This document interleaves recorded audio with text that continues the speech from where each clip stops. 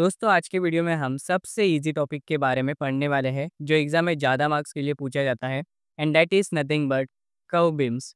तो वीडियो में सबसे पहले हम इसकी बेसिक थियरी देखेंगे जो आपको न्यूमेरिकल में बहुत यूज़ होगी एंड देन न्यूमेरिकल सॉल्व करेंगे। तो दोस्तों यहाँ पे हमारे पास एक कर्व्ड बीम है, इसका क्रॉस सेक्शन एक ट्रेपेजॉइड है। अभी मैं आपको इस डायग्राम का लेबलिंग एक्सप्लेन करने वाला हूँ ताकि आपको समझे कि एग्जैक्टली आपको न्यूमेरिकल स्टार्ट कहाँ से करना है। अगर आपको इसकी लेबलिंग करनी आती है तो आप ये पार्ट स्किप कर सकते हैं एंड सीधा प्रैक्टिकल प्रॉब्लम देख सकते हैं। मैंने डिस्क्रिप्शन में वीडियो चैप्टर्स प्रोवाइड किए हैं। तो दोस्तों इस कर्व सेक्शन में सबसे पहले आप इस बीम का इनर रेडियस देख सकते हो जो कि यहाँ पे है। इसे हम आर आई से डिनोट करते हैं। यहाँ से मैं एक रेफरेंस लाइन ड्रॉ करता हूँ जो कि होगी हमारी सेंटर लाइन विथ सेंटर्स ओ। अब जैसे हमने इनर रेडियस देखा वैसे ही यहाँ पे एक आउटर रेडियस भी होता है जिसका सेंटर भी ओ होता है और इसे हम आर ओ से डिनोट करते हैं। ऐसे ही इस बीम में हम और दो एक्सिस देखने वाले हैं जिसमें से पहला है सेंट्रॉइड एक्सिस। तो जैसे कि हमने ज्योमेट्री में पढ़ा था कि हर एक शेप का एक सेंट्रॉइड होता है एंड उससे एक लाइन पास होती है जिसे हम सेंट्रॉइड एक्सिस कहते हैं। इसे हम सी से डिनोट करेंगे। सेम हमने और एक एक्सिस के बारे में पढ़ा था इन स्ट्रेंथ ऑफ मटेरियल्स में, that is neutral axis. Neutral axis मतलब वो एक्सिस होती है जहाँ पे आपका बेंडिंग स्ट्रेस जीरो होता है। इसे एन से डिनोट करते हैं। अब दोस्तों इस क्रॉस सेक्शन के लेंथ को हम एच से डिनोट करते हैं। तो न्यूट्रल एक्सिस से सेंटर तक का डिस्टेंस को आर एन से डिनोट करते हैं एंड सेंट्रॉइड एक्सिस से सेंटर तक के डिस्टेंस को आर से डिनोट करते हैं। वैसे ही ये जो दोनों एक्सिस के बीच में जो गैप है उसे ई से डिनोट करते हैं।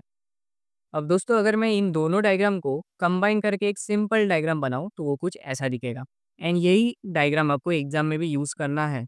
अब दोस्तों यहाँ पे हमारे कर्व बीम पे हम लोड भी अप्लाई करते हैं तो जिसे डब्ल्यू से डिनोट करते हैं एंड यहाँ से मैं एक सेंटर लाइन पास करता हूँ।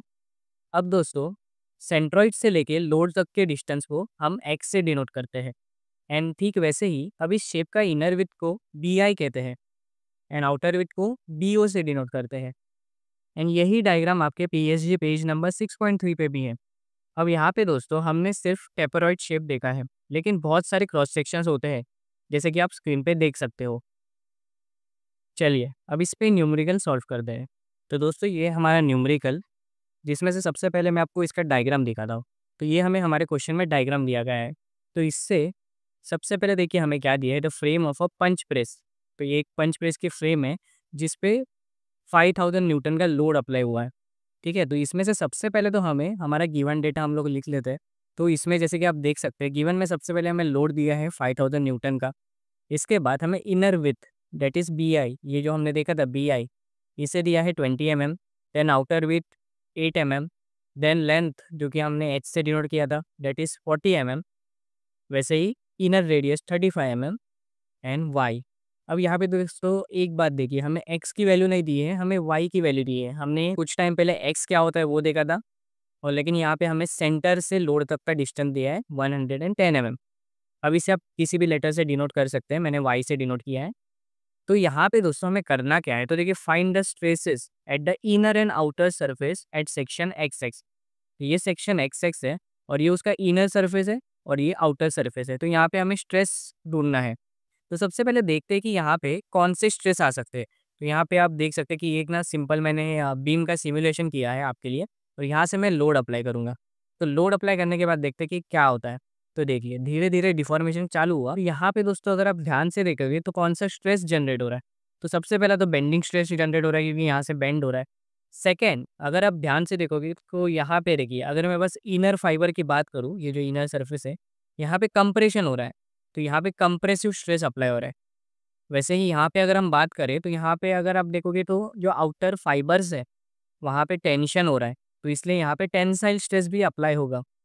तो यहाँ पे तीन स्ट्रेसेस, बेंडिंग, कंप्रेशन, टेंसाइल, ये तीनों भी एक साथ एक्ट कर रहे हैं और अभी हमें इसे ही कैलकुलेट करना है। तो सबसे पहले स्टेप क्या है, स्टेप वन आपका ये है कि जो मैंने आपको डायग्राम दिखाया था सिंप्लीफाइड डायग्राम, ये आपको ड्रॉ करना ही करना है। ये जो डायग्राम्स है ये आपको याद रखने की ज़रूरत नहीं है अगर आपको पीएचडी अलाउड होगा तो एग्जाम में, क्योंकि पीएचडी के 6.3 पेज नंबर पे ये सारे डायग्राम विथ लेबलिंग दिए गए हैं। तो इस डायग्राम का आप यूज़ कैसे करोगे, तो इस डायग्राम का यूज़ ऐसे है कि ये जो जितने भी हमने लेबलिंग किया है इसके सारे के वैल्यूज़ हमें फाइंड आउट करने हैं। तो देखते हैं। हमारे पास कौन से वैल्यूज़ अवेलेबल है। तो सबसे पहले हमारे पास अगर हम देखेंगे तो आर आई है, बी आई की वैल्यू गिवन है, एच बी ओ और लोड ये वैल्यू गिवन है। तो दोस्तों यहाँ पे बस हमें ये जो हमारा सेंटर पॉइंट ओ है, देन सेंट्रॉइड एंड न्यूट्रल, ये तीनों की वैल्यू नहीं ढूंढनी है, बाकी सब चीज़ों की वैल्यू आपको ढूंढनी है। तो सबसे पहले सॉल्यूशन में हम फाइंड आउट करेंगे R O, that is outer radius. तो यहाँ पे आप देख सकते हैं आर ओ यहाँ पे है, लेकिन अभी आर ओ हम कैसे फाइंड आउट करेंगे। तो अगर आप यहाँ पे देखेंगे कि अगर मैं एच की वैल्यू और आर आई की वैल्यू को ऐड करूँगा तो मुझे आर ओ मिलेगा। देखिए आर आई प्लस एच और दोनों की वैल्यू हमें पता है, तो हमें हमारा आर ओ मिलता है 75 mm। सिमिलरली अभी हम फाइंड आउट करेंगे आर एन। आर एन जो कि न्यूट्रल एक्सिस तक से सेंटर का डिस्टेंस है। अब इसका फॉर्मूला थोड़ा सा अलग होता है, इवन आर एन का भी और आर का भी। ये फॉर्मूला आपको आपके पीएचडी 6.3 में ही मिलेगा। इस डायग्राम के बाजू में ही इनका फॉर्मूला दिया है।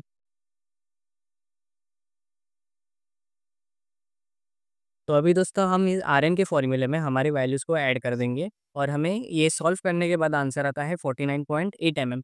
तो ये हो गई हमारी आर एन की वैल्यू। सिमिलरली दोस्तों अभी हम आर की भी वैल्यू फाइंड आउट करेंगे। तो यहाँ पे आर का भी फॉर्मूला आपके पीएचडी में दिया है। अभी इस फॉर्मूले में हम इन वैल्यूज़ को सब्स्टिट्यूट करते हैं और हमें आंसर मिलता है 52.14 mm। तो इसी के साथ हमने दोस्तों तीनों रेडियस की वैल्यू फाइंड आउट कर दी है। अगर आप यहाँ पे ध्यान से देखोगे, अगर मैं आर एन से आर आई को सब्सट्रैक्ट करूँ तो मुझे वाई आई की वैल्यू मिलेगी। तो देखो Y I is equal to R N minus R I, जो कि हमें वैल्यू मिलती है 14.8 mm। सिमिलरली वाई ओ के लिए भी देखिए R O minus R N, अगर हम करेंगे तो हमें वैल्यू मिलती है 25.2 mm। तो वाई ओ मिल गया। इसके बाद ई ढूंढना है।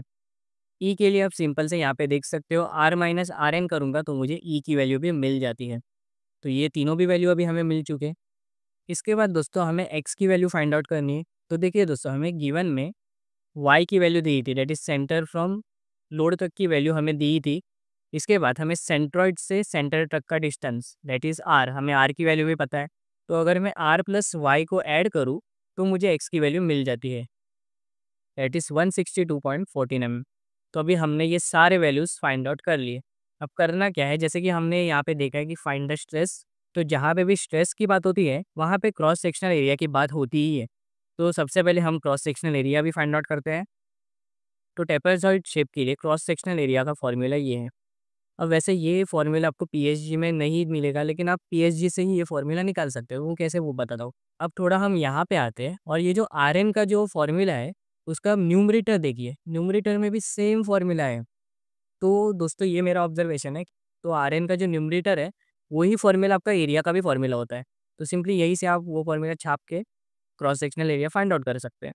अभी इसके बाद हमें एरिया पता है, लोड पता है, तो लोड डिवाइड बाय एरिया हमें मिलेगा हमारा टेंसाइल स्ट्रेस। तो देखिए tensile stress load by area जिसकी वैल्यू आती है 8.92 न्यूटन पर एम एम स्क्वायर। अब ये मिल गया।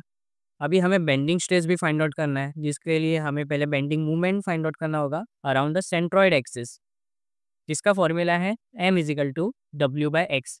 डब्ल्यू पता है, एक्स पता है, तो चलो वैल्यू फाइंड आउट करते हैं।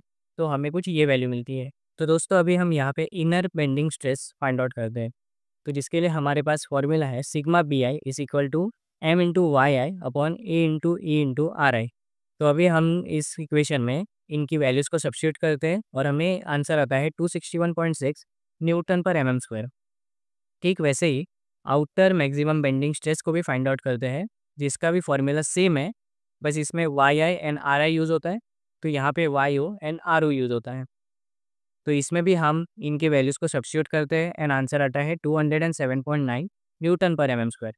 अब यहाँ पे मैंने इनर सरफेस के लिए टेंसाइल स्ट्रेस लिखा है, जबकि हमने एनिमेशन में देखा था या पहले भी डिस्कस किया था कि अंदर कंप्रेशन स्ट्रेस आता है और बाहर टेंसाइल स्ट्रेस आता है।